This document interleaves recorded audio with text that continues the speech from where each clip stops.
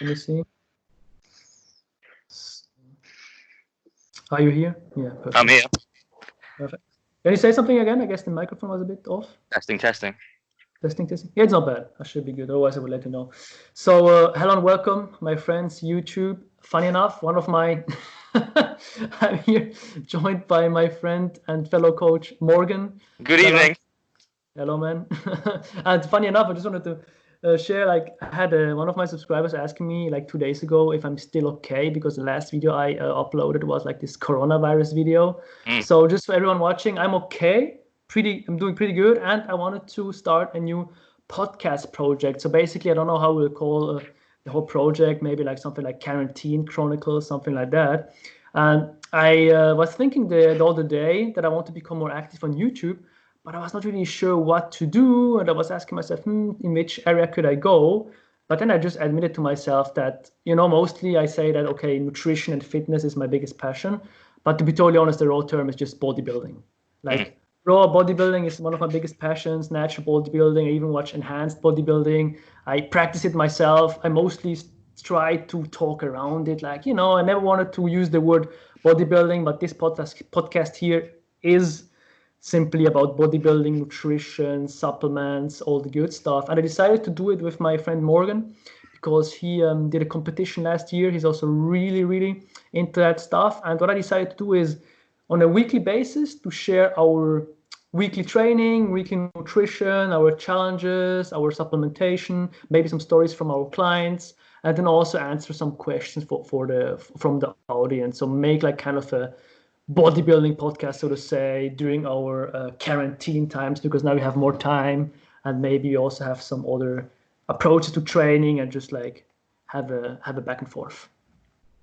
Sounds good, mate. So awesome. Thank you so much for being here. Just introduce yourself really quick to the audience because I know you're the first time on my channel. So my name is Morgan. I've been training for about maybe 8 years or so, but kind of strictly bodybuilding for perhaps about 3 to 4. I competed last year in a natural show. Been vegan for the past 2 years, about maybe 18 months to 2 years, and that's pretty much me, mate, in a nutshell. It's kind of day in, day out bodybuilding, food, sleep, repeat. That's kind of it. So this is probably a great kind of a great way by which we can get out our feelings and our passion for the sport. Yeah. Because funny enough, I was kind of forced to have that lifestyle again because I have a home gym here in my building in the basement. The guy that owns the building, he built a home gym like 1 year ago.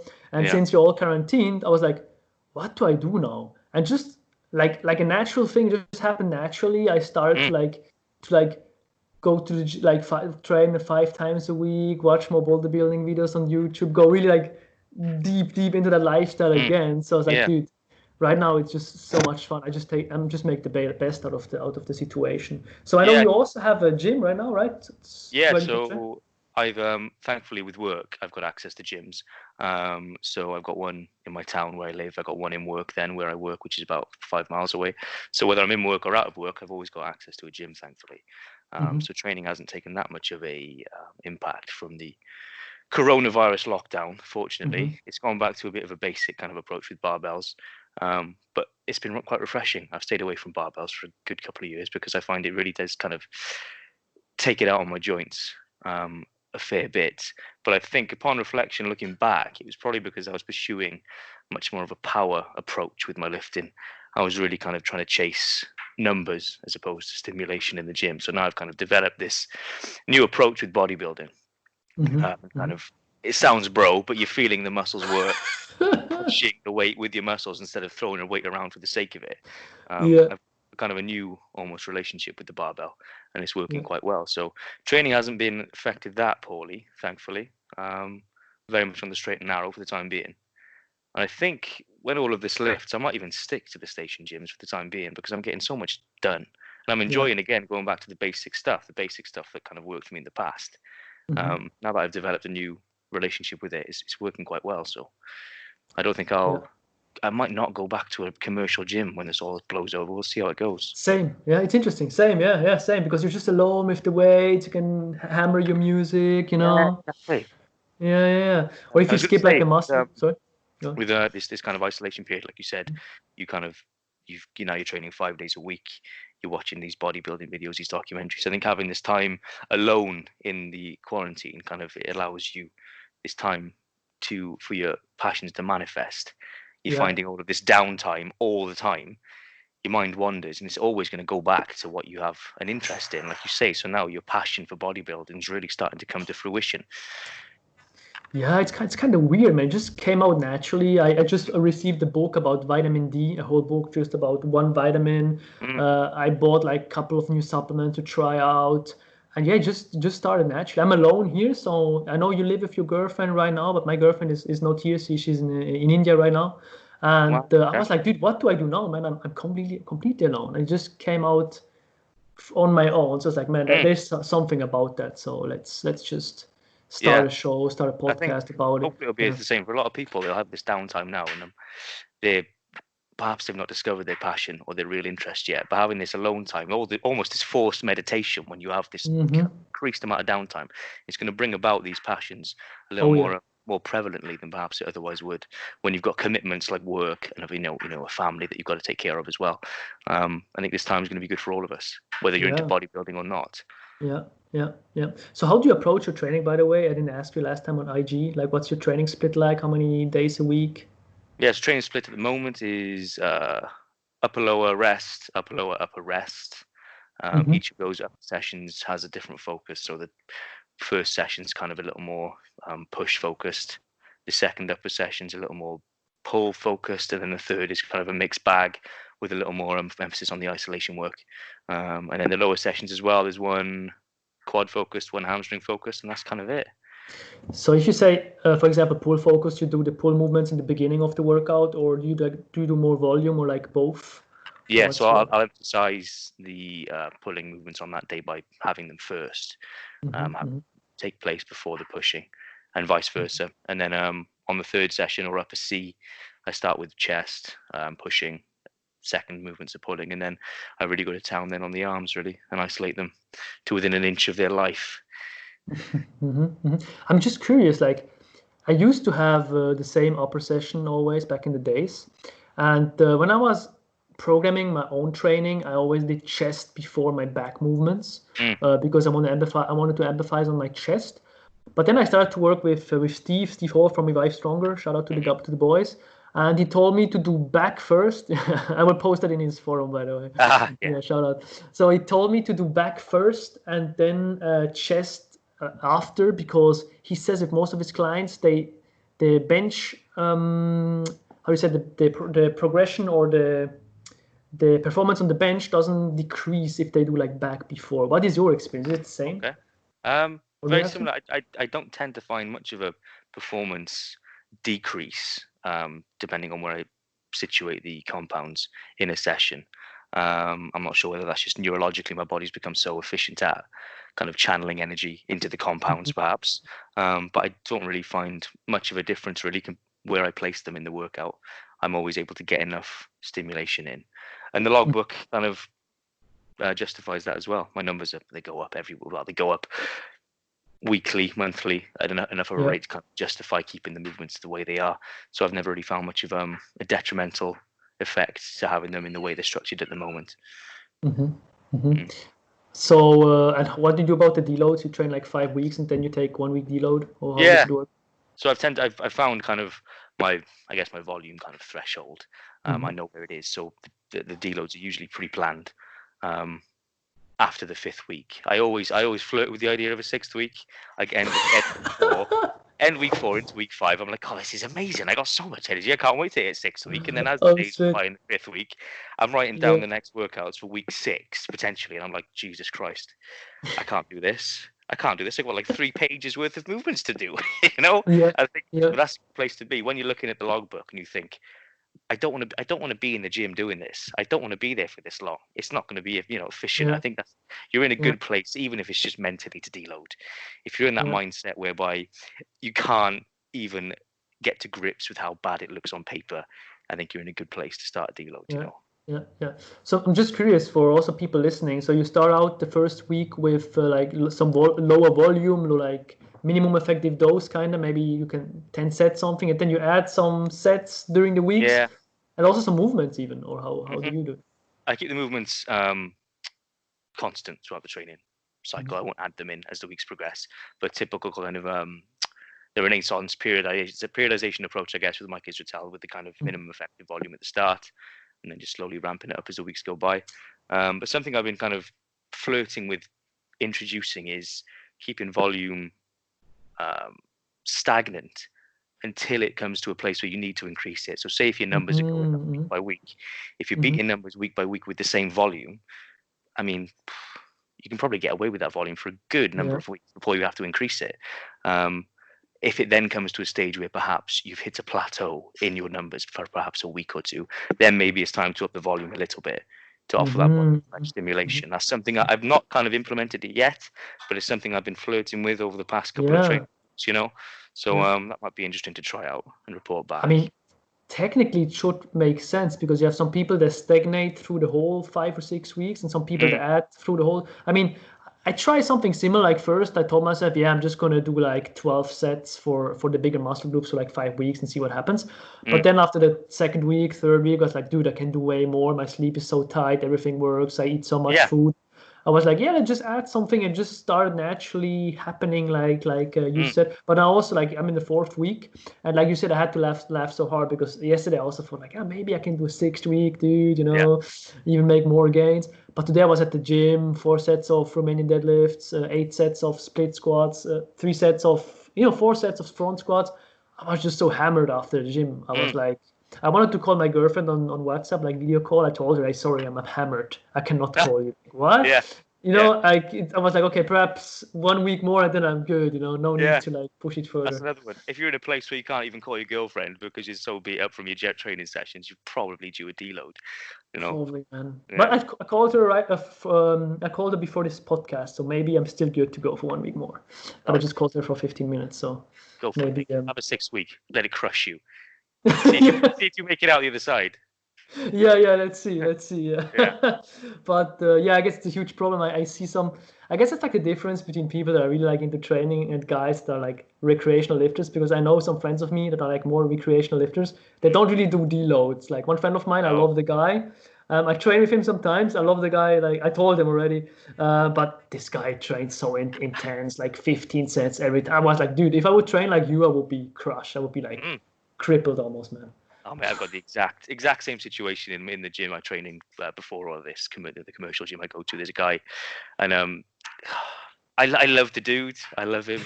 We I all really love do. them. We love them. Yeah, we do love him, and he's a sound guy. You know, I really do like hanging out with him, and but his training, man, it just it makes you kind of just oh, it makes you want to look away, you know.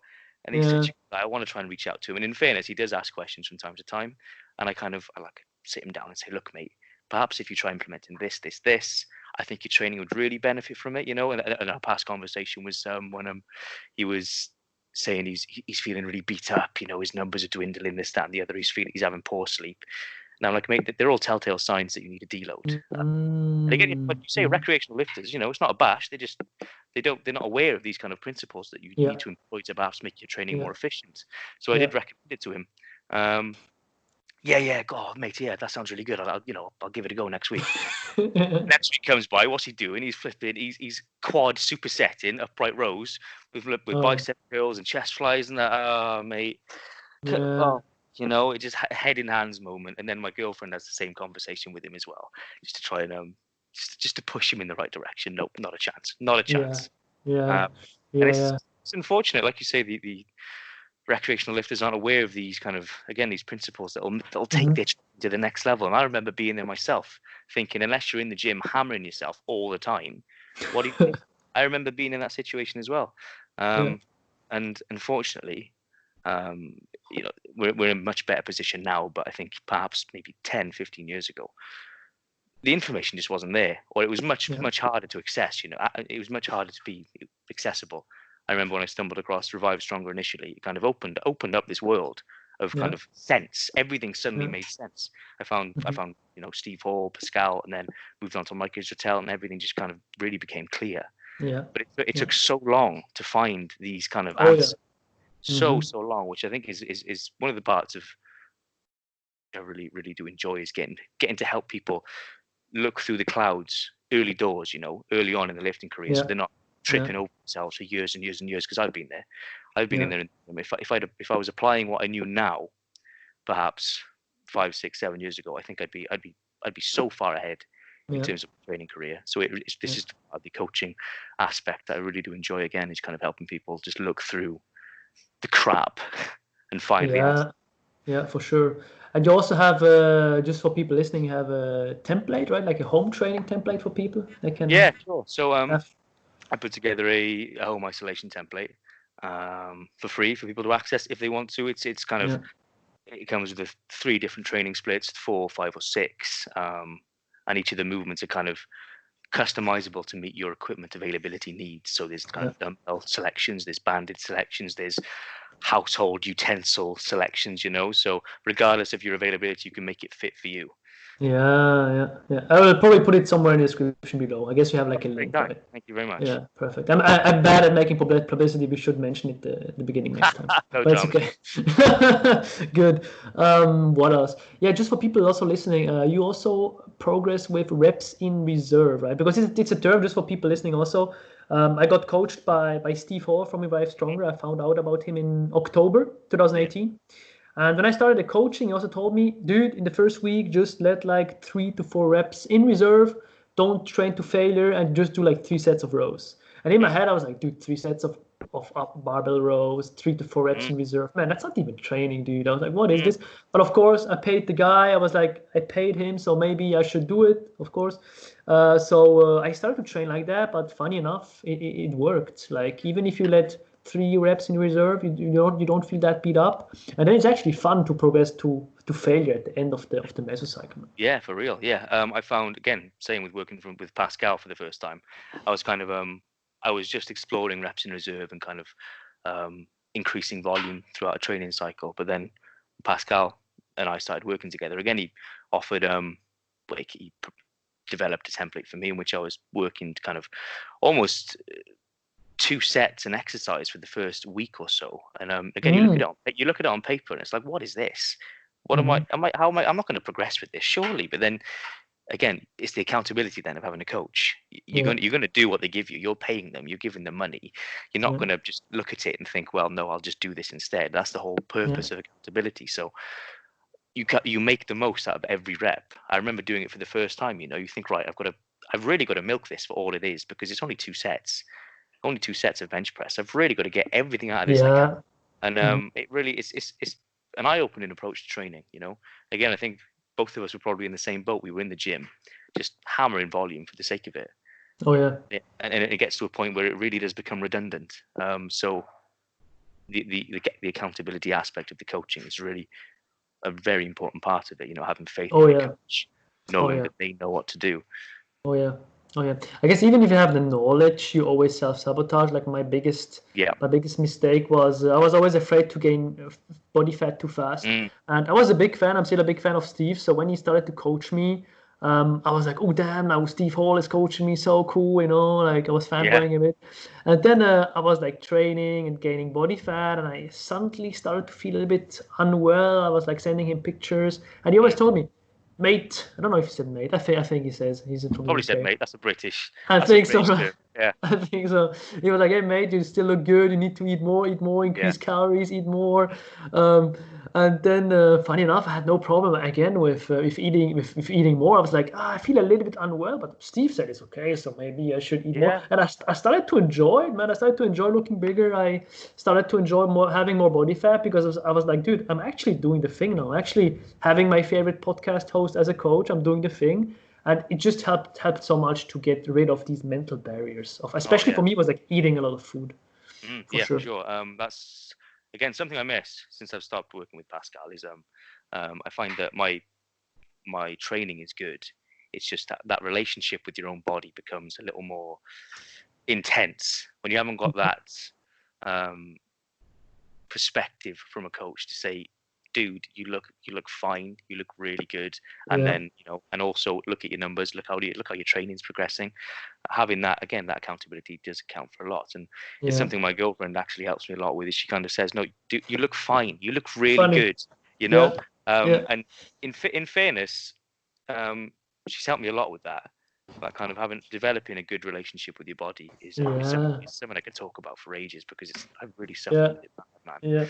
But it's just the unfortunate relationship you develop when you start pursuing a physique sport where the sport is your physique. You can't get away from the fact that you've always got an eye on your body. And again, I think it for me, what worked especially was making a conscious effort to stop looking at myself and only perhaps have a glimpse every now and then just to check things are moving in the right direction along with the scale weight, have a little look at the bod, see how it's looking. But again, making a conscious effort to look elsewhere, divert your focus. Instead of looking in the mirror, just think of something else, walk straight past the mirror, go straight to the shower, go straight to the kitchen. Don't worry about the mirror. Don't be concerned with how you look now, because everyone says it's going to pay off in the long term. You're going to be uncomfortable for a little while, but just think of the progress, think of what's going to come at the end of it. Yeah. It's funny you mentioned your girlfriend. I actually want to give a shout out to my girlfriend as well, because same, like, since I'm with her, she's not into bodybuilding really. She goes to the gym sometimes. She wants advice from me, like also food wise, which is cool. And I'm kind of glad she isn't, because then also sometimes she just tells me, hey dude, I tell her, like, sometimes I tell her, yeah, I gained some fat now, I ate some more food in quarantine, I'm not doing my steps. And she's like, what the fuck are you talking about, dude? You look great. What the fuck are you doing, Like, and then I'm like, I look in the mirror, I'm like, okay, maybe you should. It's weird, man. It's a weird sport, to be honest. It is really weird. This relationship we develop it can get out of hand at times. It can really get out of hand and make you feel ill, like you say. But again, it's something I'm working on mastering. I think I'm far from it, kind of being comfortable with how I look and who I am. But it's something I'm working on, developing for time.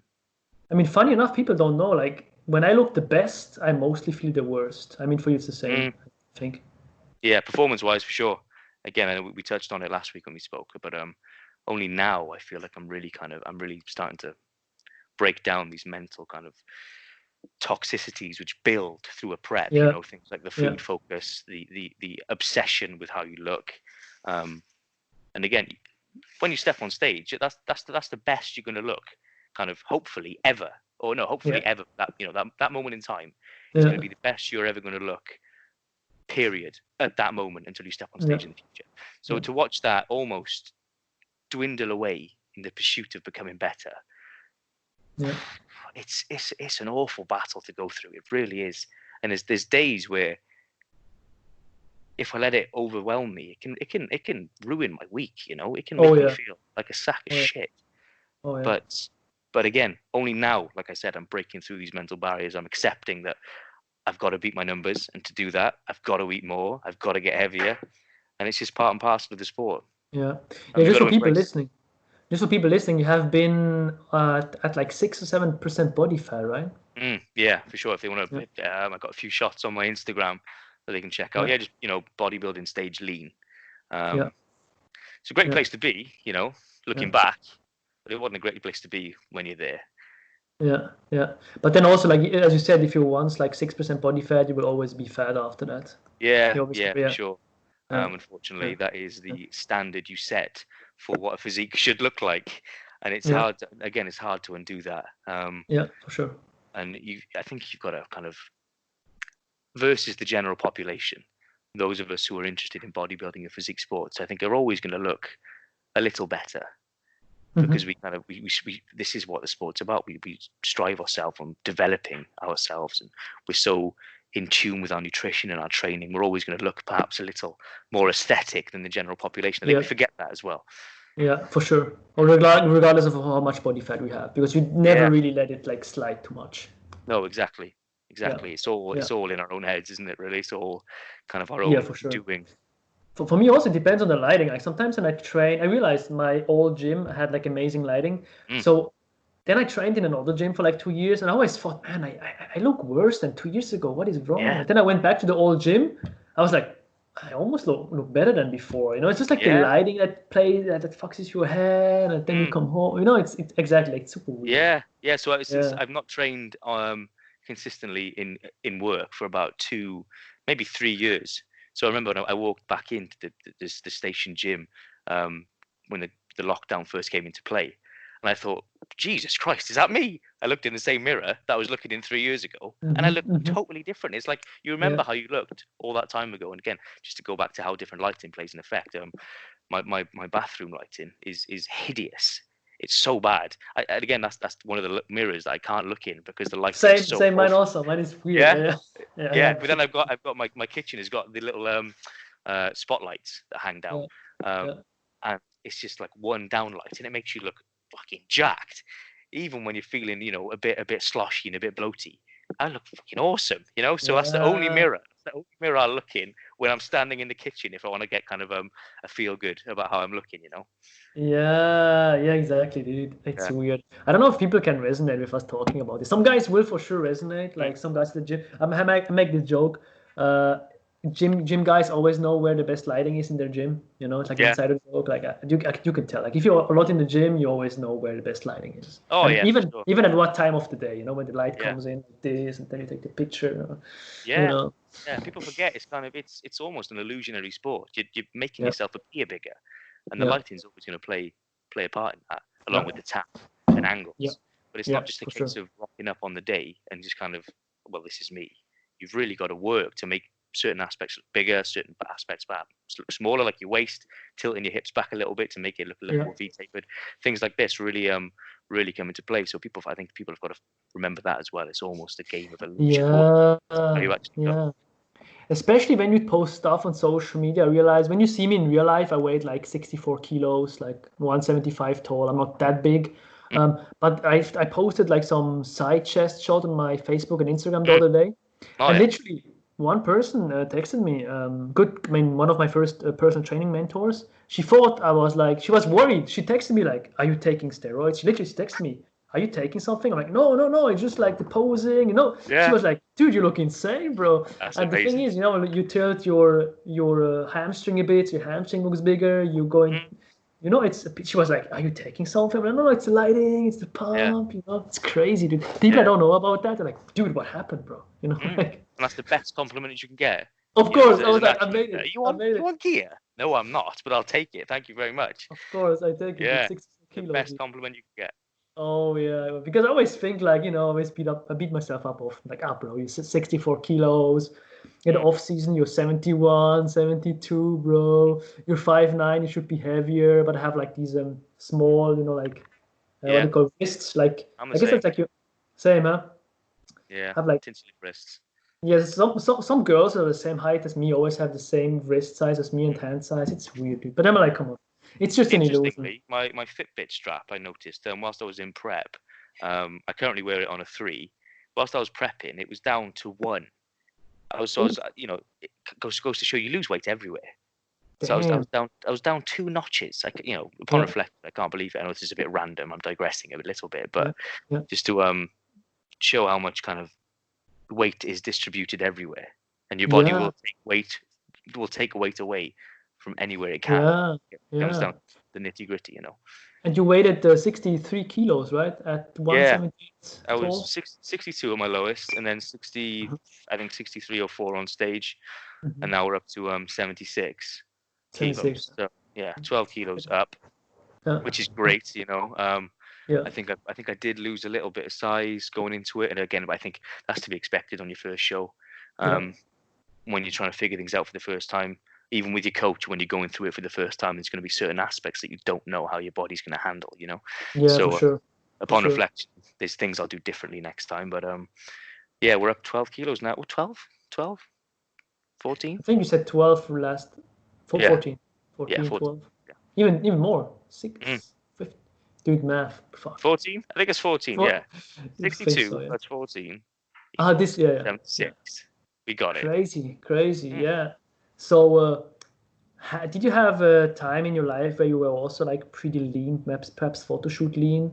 Were you able to compare that with your prep? How you felt on prep? No, I've never been I'd not kind of pushed a deficit to that extremes before. I'd gotten comfortably lean in the past, but I'd never really documented it, Mm-hmm. So this is certainly the leanest I ever was, until next time. But yeah, again, I had a photo shoot then the day after, and it's a great achievement, being able to Yeah, push for sure. yourself that far, For sure. pushing yourself through the most extreme of adversities that you can kind of place on yourself, because it's a very selfish period in your life, and it's got to be quite thankful really that it only really comes around every few years. If you really want to make progression, as a natural lifter in your early days of your lifting career, I think you need to spend prolonged periods of time chasing growth, chasing the numbers, chasing an off season to come back next time looking better. Yeah. So thankfully the selfish period very much outweighs the rest of normality that comes into play with bodybuilding. Yeah. Like the most of our time is spent eating well, having a social life, drinking beer, doing what we want, going to parties. It's only that little period, maybe 12 to 16 weeks, where you've really got to be selfish. So it is this. It's very self-inflicted. I think a lot of people forget that, perhaps, that you're doing this to yourself. Yeah. You got to take a step back and realize before you start to let your emotions get out of control. Think, right, I'm doing this to myself. Let me just find some grounding and realize I'm doing this to myself, and act appropriately afterwards. Yeah. Yeah. So what surprised you when you were like in prep? Some things that really surprised you, like how you felt and stuff. Let me think. An And you interesting one. just, oh sorry, you just go on. Yeah, Go just on. No, go so on, mate. perhaps I can say something.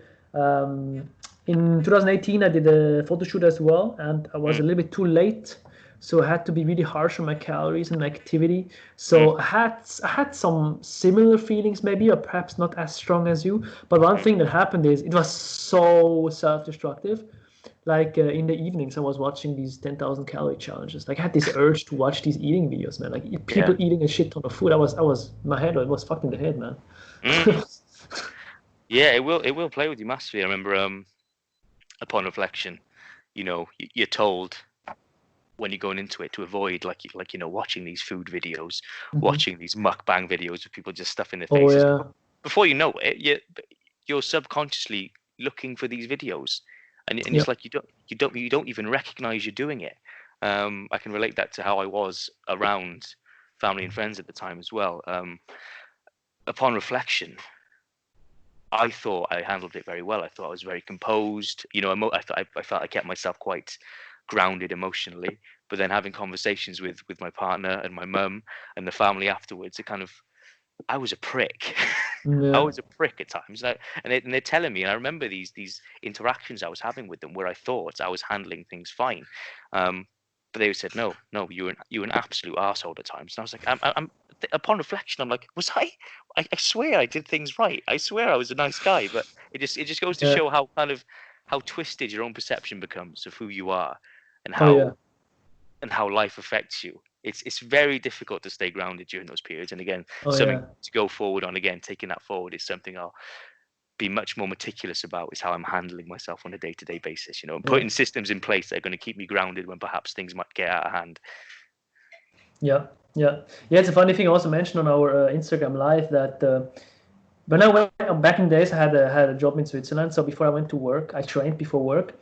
And then in the beginning of my diet, I was not really timing carbs that good. I was doing like intermittent fasting. I was eating most of my carbs in the evening, which was good in the start. But then the lower I went with the body fat, I had to like time my carbs better. I realized in retrospect, because when I went into my workplace and people started to greet me and I didn't eat, it sounds weird, but it sounds like an eating disorder. But if I didn't eat my 2 kiwis that I planned to eat on that day before I step into the workplace, I would be so agitated. People started to talk to me. I was like, dude, please just shut the fuck up, man. Just don't talk to me, man. Just please don't talk. So I had to eat before I went to my workplace to even be able to function properly.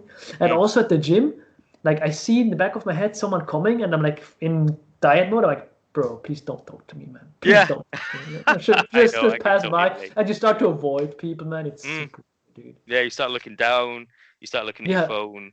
You just turn the shoulder a little bit. No, please don't come towards me, please. Oh, look Exactly. at that coming towards me. Hi, how's it going? I'm doing fine. Yeah, because they don't resonate. If I remember one of my best friends, he asked me, "How do you do on your diet?" And he's one of my best friends, so I shared my thoughts. I was like, "Yeah, you're shitty, bro," and I want to avoid people. And then he also did a photo shoot with me, so he started his prep 4 weeks after me because he was lower with the body fat. Mm. 3 weeks in, he texts me, "Bro, fuck, I finally understand you, man. I'm becoming also weird." Then I was able to bond with him. I was like, "Yeah, bro, you realize, man, like it's Yeah, getting in your head, bro."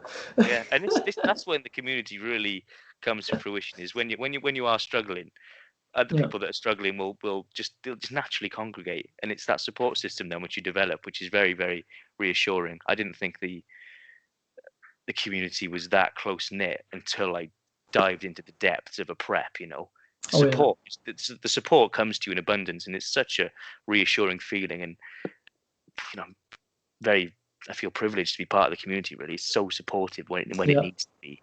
Yeah. It's really quite touching at times. Oh yeah. Oh yeah. So talking about like you say the Revive community, right? Revive Stronger, the Mm. whole team. Yeah, maybe we can have some guys on here, I guess, in the future, like Steve, Pascal, That'd be Chess. cool. Yeah, I guess I would be open for it, especially right now. They have perhaps more time, with the whole Mm. quarantine thing going on. Yeah, Sure. yeah.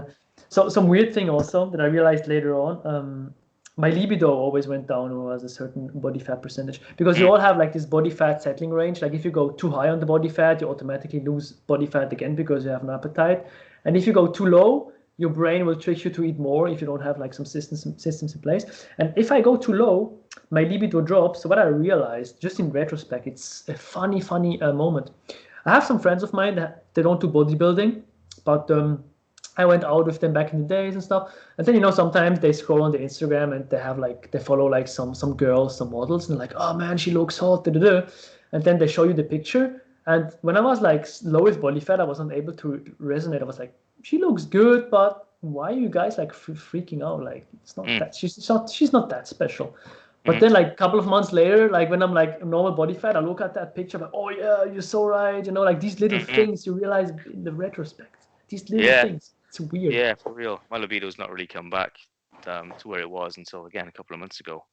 It's taken a Mm, lot. It's taken a long old time to come, to return to normality. Even when you feel normal, you start yeah, eating normally again after the show, and you think, yeah. oh, this is fine. I'm eating loads of food now. I feel great. I look great. But it's not until you look back and you think, even now, recognizing how Mm, where I was even a couple of months ago, I was nowhere near as healthy as I am now. yeah, It just goes to yeah. show how much it impacts your life and Oh yeah, how important it is to treat the period after the show with yeah, respect and yeah, realize that your body doesn't want to be where you've put it. It doesn't want to be there at all. As good as it looks, yeah, it's shit. yeah, You've got to yeah, recognize that. You've got to get out as quick as you can yeah. almost. I guess the competition, like the prep or the season after the stage, is like an Mm. extreme example. But you even see with some guys that want to be lean all year long. Like if I would try to be super 10% lean all year long, I Mm. guess even I would have some problems with libido. I take my libido and I guess my libido, I take like one of the biggest factors of my health and my stress levels. If I'm not stressed, super healthy, not overtrained, my libido is perfect, spot Hmm. on. But as soon as my sleep is getting worse, as soon as my body fat drops, I can just see how my even testosterone like almost goes down the drain. Yeah, it's a very finely balanced um, part of the body, I suppose, isn't it? It's very much Yeah. impacted by a lot of different factors, and Oh yeah. a Oh lot of yeah. us take that for granted. Did you test your testosterone levels, by the way? I've not tested them for a little while. No, I did maybe 3 or 4 years ago, Okay. uh, and I've not tested since. It's something I've been looking to do, in all honesty. Hmm. But I think I'd rather wait until this lockdown period blows over before I Yeah, start. Because I think most of them need you to go to a hospital now anyway to get blood drawn professionally. I know a I few of think them so. still offer the finger prick test, but they seem to be quite a rarity nowadays. I remember it was Medichecks I used before, Mm, and they offered the finger prick test, but they've yeah. done away with that now. So I think once this blows over and the hospitals are a safe place to go again, I'll probably give it another Yeah. go. Yeah, yeah, interesting. Yeah, because I come like also from the biohacking background. Like I take some nootropics and I do Mm, like some stuff that goes into the realm of biohacking. So yeah. checking my testosterone levels and see which supplements would actually affect that would be pretty Mm, insightful. But again, like you said, I don't want to go to the hospitals right now because I mean, I don't know how. I guess you won't get infected with corona. Like yeah, you would be like you need to be like at the wrong place, the wrong time to get infected that quick. mm, Because I guess most infections happen when you live with someone near. hmm. But like you said, it's not something like not a necessity right now. So I go into it. Yeah, I think it's a nice to know, isn't it? Oh, for sure, for I think sure. a lot of it can be put down to how you're feeling, Oh how you yeah, look, how for you me, feel, how yeah, you perform. I think yeah, a lot of yeah. how of our health can be attributed to just factors like those, you know. Oh yeah, oh yeah. So what do you do nutrition wise? Because you said you're on a vegan diet right now. What are your macros Mm. looking like? I guess you're still high protein, right? Yeah, so protein's it's around 180 to 200. Yeah. And your body weight is 77 kilos, so it's pretty high. 76, yeah. 6, yeah.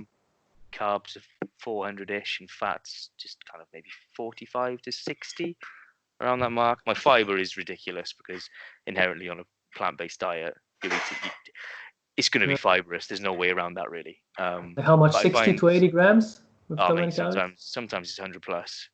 Oh yeah, yeah, You know, yeah. so I'm very regular. That's a good thing. I'm very Mhm. regular.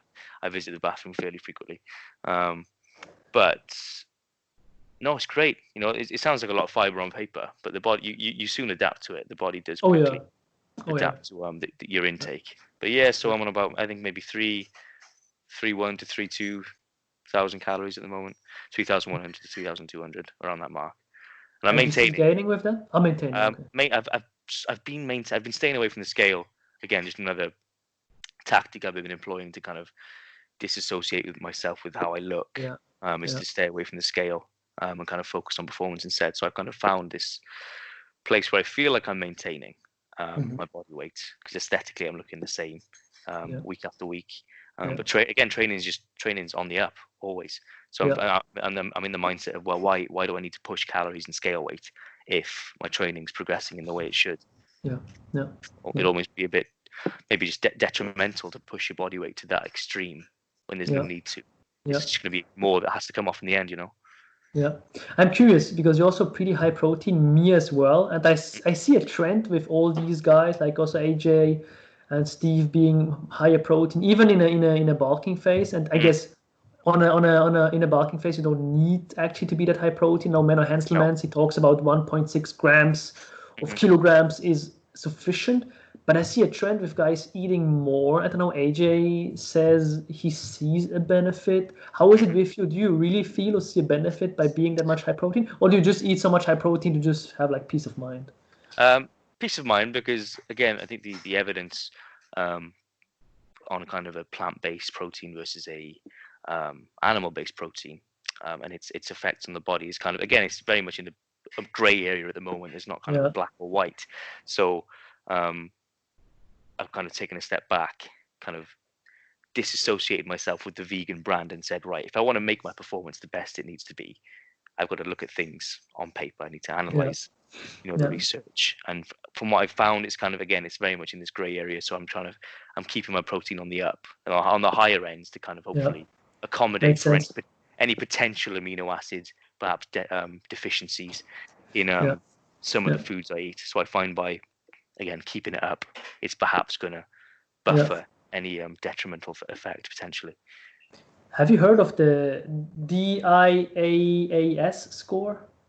I've not looked into it that much. I've heard it recently played around a few times. Hmm. I think on the Joe Rogan podcast, it was brought up. By Chris Uh, Kresser, right? Yeah, I Chris know it from Menno Kress, Henselmans. I guess Chris Kresser also mentioned it. It yeah. stands for, what is it? Digestibility, blah, blah, blah, amino acid Hmm. score. I would need to write it down somewhere in the description. It's interesting because when I was on a vegan diet, this was something that gave me the last kind of hit to drop it for a moment, to Hmm. incorporate some animal products again. Because if you check it, for example, chickpeas, I ate some chickpeas before. My chickpeas that I ate, I love chickpeas, still love them. Hmm. Like that's something from the vegan diet I love to death, man. And they had like 17 grams of protein on paper. But if you check the DIAAS score, the score says that because the chickpea isn't like in a food matrix, like with fiber and phytonutrients that could also inhibit digestive enzymes, the actual protein uptake from the chickpeas on average, for average individuals, could be 60%. So from the 17 grams, you digest 10 grams. But then again, maybe people that are in a long-term vegan diet, they can digest proteins even better. So we don't know. But it's an interesting concept. So I guess by you having more protein, it makes total sense, because maybe you uptake 80% of all the protein you put in your system. Yeah, anecdotally from myself now, I think I've not noticed a difference. Since I've converted to a vegan lifestyle and a plant-based diet, I've not noticed it have any effect, be it positive or negative, on my performance or recovery. Yeah. So I feel as though I'm performing just as well as I otherwise would. Yeah. And again, what I've learned again from my time with Pascal and my time researching, and understanding how training works, I think has had probably a part to play in my increasing performance, regardless of my dietary choices. But I really don't think I think if you're conscious of your diet, you're conscious of what you're putting into your body, you're conscious of nutrients and micronutrients, I think you're gonna perform well regardless of which diet you choose. Yeah. Fairness. Yeah, for sure. I realized for me it was easier to cut on a vegan diet because of all the fiber. Oh yeah, for sure. Oh yeah, mate. It was actually quite hunger wasn't that much. It was more of an emotional hunger, which was the issue on prep. It wasn't really kind of physical. I was constantly full because again, there's so much fiber in a plant-based diet. It really was just an emotional hunger, a longing for some nice tasting food almost, Yeah, for sure. So how does your long-term plan look like right now? You said calories are on maintenance, but training is on the up. So you still train with enough volume to make progress, right? Yeah. The logbook is just covered in green ticks and green circles and green numbers, which is the good kind of Even color. your Instagram story is green, dude. Yeah, always. Yeah, green and purple, those are colors. But no, the logbook's filled with green, which is a good thing. I think until I hit any kind of serious performance issue or any plateaus, I'm going to keep things as they are. Because everything's on the up, really. I feel I'm looking better week in, week out. Performance is on the rise. What's the point in adjusting calories right now? Yeah. And how many sets are we talking about at the end of your mesocycle? How many sets for the big muscle? I've got it on paper somewhere. Roughly. Off the top of my head, I think probably 30, maybe 30 for some. 30? Oh, Jesus Christ. Yeah, I know. I found that perhaps it's an anomaly, but I've found I can recover fairly well from high volume. So and I enjoy training that way. So as long as I can keep making progress the way I am, I'm going to stick to it. So sorry to interrupt you. So let's say you would do a 6th week of your mesocycle, you would need to do like over 30 sets per big. So every upper session you would need to do 12 sets for your chest or 11 sets to get over 30 sets. Yeah, exactly that. And it's again, I know on paper it sounds silly, but then in reality it's silly as well, because I don't want to get into the gym and have to do that much work. But you talk about to failure, right? At the end of your mesocycle, to failure, 36 sets to failure. Yeah, kind of tapered failure, let's say. So I'm not going in, first set, busting out to 0 reps in reserve. It's almost a program in, maybe the first few sets will be to 1, and then if I need to push to 0 to get the numbers I need, then I'll go there. But I'm not going in and hitting failure. So with the numbers you need, you say you program 4 sets times 10, and you would hit 8 reps, but then you'd still do two reps more at the end. Yeah. So if I'm in the situation where I can take an extra rep at the cost of 1 rep in reserve, then I'll go there. And I keep that constant really throughout the whole training cycle. If I can get that rep at the cost of, again, exertion, I'll go for it. Interesting. Okay, I love that thing that you do this podcast, because for me, today I do this week 14 sets for the bigger muscle groups. I progress without any problem. Next week I will do 16, 17, 18 maybe. 6th week, if I do a 6th week, 20. But I feel like if I do 20 to failure, I will just be hammered. No video calls with my girlfriend anymore for 1 week. Sorry, just let me. Hibernation for a week. Yeah, almost, dude. Almost.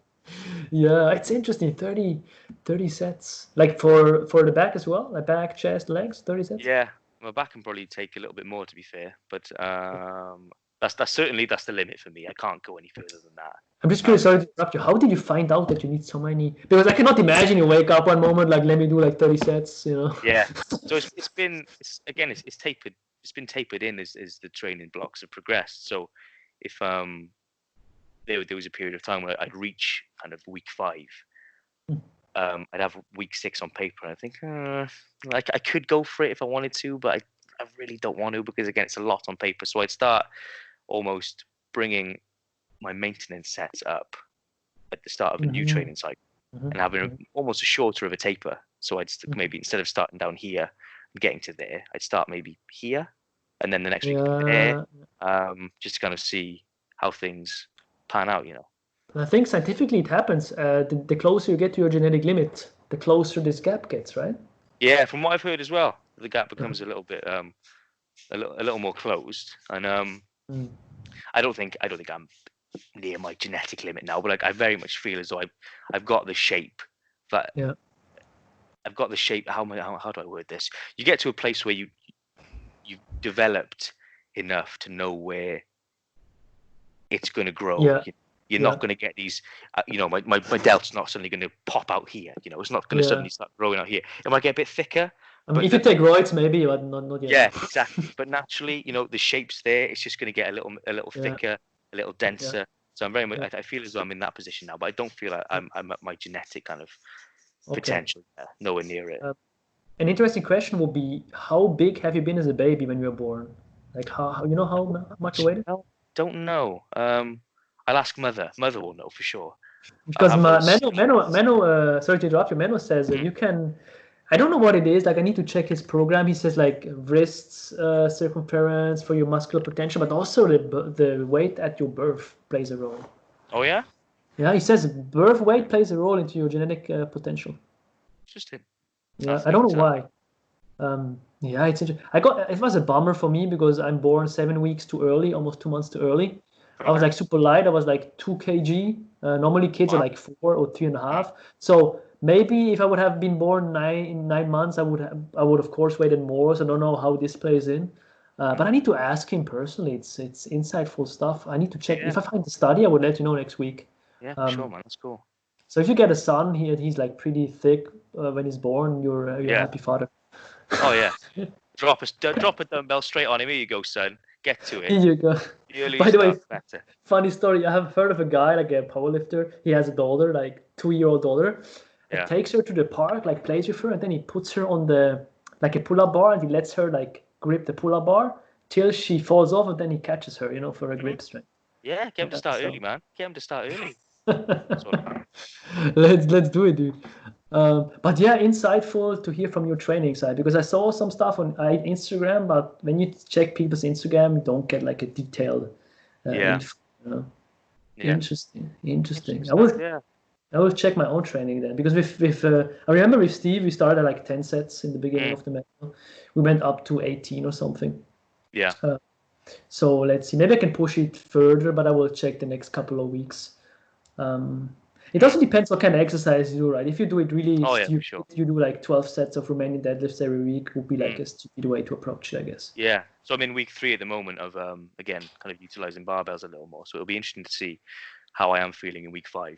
Because again, for most of my pressing movements, most of everything, I was either using dumbbells or machines whilst the gyms were open. So again, now transferring over to a more barbell-based approach.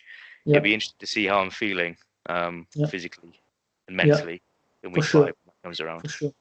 Interesting. Yeah, so maybe we can talk next time. We can talk more about our individual training weeks and training approaches. Sure, because I wanted to answer some questions I got on my personal Instagram. Let's do it.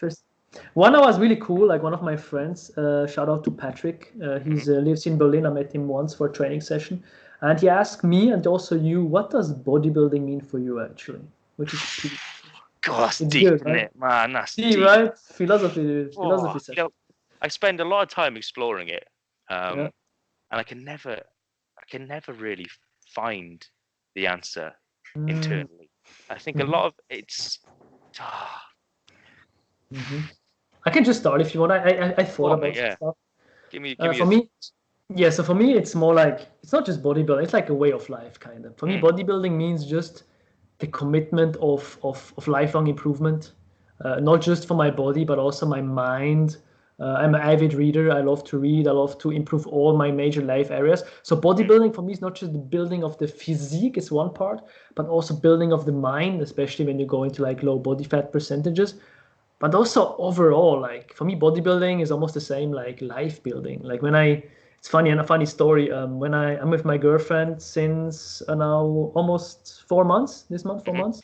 And it's funny. Like the first month I was with her, I approached the relationship like I approached my training. Weirdly saying, like I bought a book about relationships. I have it here.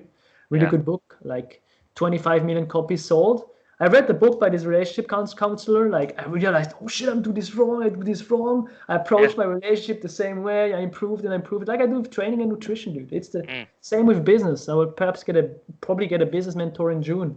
mm. Bodybuilding for me is just like constant commitment to improvement. But the beautiful Yeah. thing about bodybuilding that I appreciate a lot is the bar doesn't care if there's like a pandemic going on. Like 200 Mm, pounds is always 200 pounds mm. on the bench, you know. So it just depends on you, your discipline, Yeah. and you Weight is get it weight. done. Gravity is Yeah, gravity, and it always will yeah, be.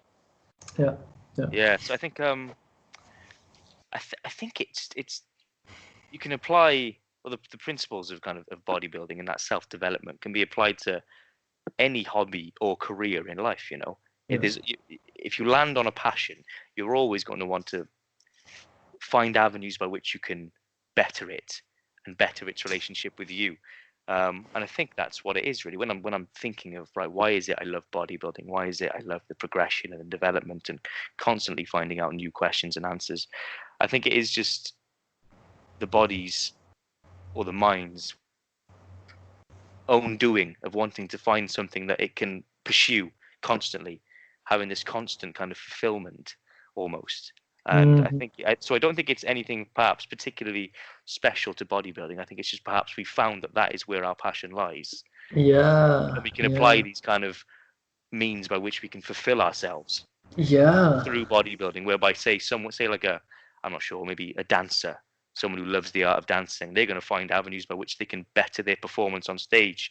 You know, maybe perhaps bring in hmm, different themes into their dance and kind of reach out and perhaps interact with dancers from other kind of areas, people that yeah. have other opinions. I think it's the you can apply it to any kind of aspect in life. I think so. Yeah, I think Yeah. so. For me personally, what I like especially about bodybuilding is just it's connected with your body, so you get more aesthetic by applying yourself at the gym. It's also something you cannot really buy with money. It Mm. just comes out Yeah. of your character. So Yeah. you can see when a guy has muscle mass, of course, maybe he has good genetics, but still, Yeah. when a guy is like aesthetic, I'm like, okay, this guy trains. You know, it says something about your character. Like for example, when I go into business meetings and I wear like a suit that is like kind of tight, Mm. you have like this little edge of other business guys. You know, have like the Yeah. suit, you have like it's aesthetic, and people are like, okay, this guy is smart, but dude, he's built, man. You know, it's like Yeah. these little nuances. I like it. It's like Yeah, one man. of my Yeah. friends, funny enough, sorry to interrupt you, one of my That's okay, friends, dude. I asked him, why do you want to look so aesthetic? He's like, when you look aesthetic, it's like being high all the time in life, like Mm. being high almost. Like Mm. everything you do is more aesthetic. Everything you Oh, do I is can better. see that. Yeah. You walk with your girlfriend to the park. Like if you are aesthetic, it feels it's just better almost. You know? Yeah, man. Yeah, I get that. I totally get that. If you look good, you're gonna feel good, and Oh yeah, you look yeah, good. If you're gonna feel good, like you say, it is like a natural high. yeah, yeah, For yeah, sure. yeah, yeah. Something to add to that question? Otherwise, I have a second one. A good one. No, no, that's it. Kind of. It's for me. It's that ability to channel that need for fulfillment and that want to Mhm. develop the passion. That's Yeah. really it. Yeah. It also gives me a lot of purpose. Like when I know like the Mm, meal I eat after this podcast has so much protein because it's going to help me to build muscle, to lift more weights. It's just like this purpose, yeah, this structure to my day yeah, also. it is, and Yeah. it becomes so entrained in you. Like again, you kind of you forget that this meal is one extra bout of muscle protein synthesis, so you're that Yeah. extra step closer to your goals, and it Yeah. comes that fulfillment cycle becomes so entrained in you. I think that you forget Yeah. that you're offering yourself that fulfillment by eating that meal, Yeah. even if it is Yeah. going on subconsciously. It's Yeah. that constant. It is that again for me that constant fulfillment that you find it. Yeah. Yeah. You know what's weird also? When I stick to my gym, to my meals, I automatically stick also to everything else. Like my Mm, work schedule is way better. My work relationships, even my relationship with my girlfriend is better because I'm so disciplined. Like when, for example, an argument could come up, my emotional control is so good. I'm like, hmm it's just everything is just on point. It's funny. Yeah, It's yeah. yeah, awesome. So my friend Daniela, also shout out to her. She asked us how many calories are we eating? So I hmm guess you always said 3,100, Yeah, 3,000. 3,000 to 3,200 for me at the Mm-hmm. moment. Mm-hmm. Um, How many steps a day now in quarantine? 15, 15,000, Damn. 15K. I mean, that was something I was getting 15,000 on prep, and it's something I wanted to keep in because it gave me, again, it was structure to my day. Yeah. That'd be I'd get a good bulk of it out in the morning. I'd come home, I'd eat. I don't know. I'd be productive. I'd go to work then, and Yeah. it became part of my day, and I enjoy having it as part of my day as well. It's true. It's true. It's funny, like when I walk outside, either I listen to music that pumps me up, or often I listen to audiobooks. hmm So the more steps I do, the more I read, kinda, which is Yeah. also dope. Yeah. hmm Yeah. Yeah. I Yeah. think uh, there's a lot of talk of it being detrimental to your recovery capabilities, but I think you can get away with a lot of walking. Anecdotally, I don't feel as though I'd progress any further had I really brought steps down. If anything, I'd be Yeah. eating less, and I know Yeah. the food I'm eating is a result of my expenditure. But I Yeah. think Yeah. unless you're pursuing another sport, another really active sport which requires effort, I don't think walking is going to be that Yeah. invasive on your recovery capabilities. Honestly, I even argue it's healthier long term to do like 15,000 steps. And let's say two scenarios. You do in one scenario you do 4,000 steps a day and you adjust your calories down. hmm In the other you do 15,000 steps, you adjust your calories up. I'm almost 100% certain 15,000 steps and having a higher calorie intake is long term health is better for your long term health. For Also, sure, I like can from see an that. insulin sensitivity Mhm. approach, for sure, Yeah, sure. absolutely. I'm down with Yeah, that. yeah, yeah.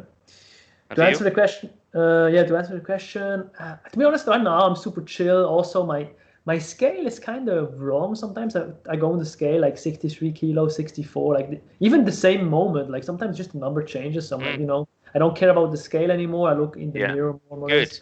Yeah. Yeah, yeah. It's kind of nice to be honest. Oh, So I it is, man. guess also like calorie tracking wise, I don't use my fitness pal anymore. I used it back in the hmm days, but now I'm more like hmm just crunching numbers in my head.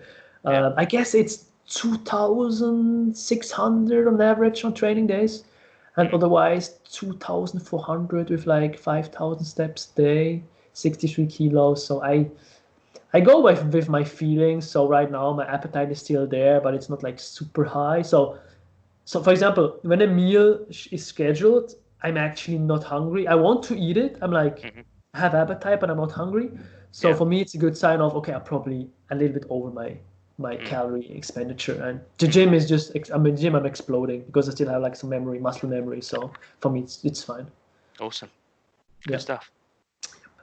I had another question. Oh yeah, regarding supplements. One of my colleagues, shout out to Peter, he asked supplements for joints, Supplements joints, for joint, joints. joint health. I don't take anything for joints at the moment. The only supplements I do take: protein powder, pre-workout from time to Yeah. time, and creatine.